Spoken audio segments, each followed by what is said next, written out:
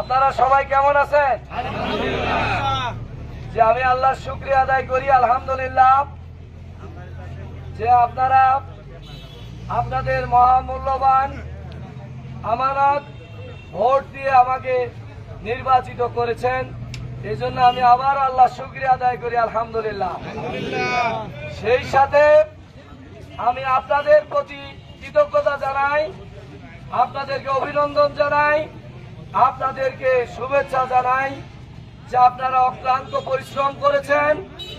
বিশেষ করে আমার মা বোনেরা, এমনকি আমাদের সনাতনী ধর্মাবলম্বী ভাই বোনেরা যেভাবে আমাকে এবারে ভোট দিয়ে নির্বাচিত করেছেন, আমি সকলের কাছে আবারও কৃতজ্ঞতা প্রকাশ করছি।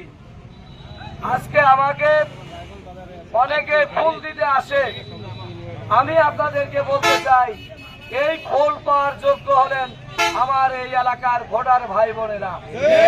আপনারা এই মালা আমাকে যে মালা পরে দিয়েছেন, আমি এই এলাকার পক্ষ থেকে দুইজন ভাইকে এই মালা আমি পরিয়ে দিয়ে আপনাদেরকে জানিয়ে দিতে চাই এই ফুলের মালার যোগ্য হলেন আপনারা। এই বিজয়ের আপনারাই হচ্ছেন কান্ডারি।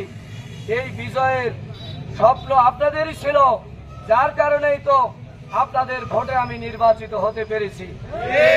এই জন্য আমি আপনাদের কাছে একটা অনুরোধ রাখতে চাই, আমার নিজের দলের নেতাকর্মী যারা আছেন তাদেরকেও বলবো, অন্য দলের যারা নেতাকর্মী আছেন তাদেরকেও বলবো, আমি বলেছি নির্বাচিত হওয়ার পর আমি কোনো দলের নই, আমি কোনো গোষ্ঠীর নই, আমি এই কুড়িগ্রাম 1 আসন তথা নাগেশ্বরী, ভরুঙ্গাবাড়ি এবং পচাকাটার সর্বস্তরের মানুষের এমপি।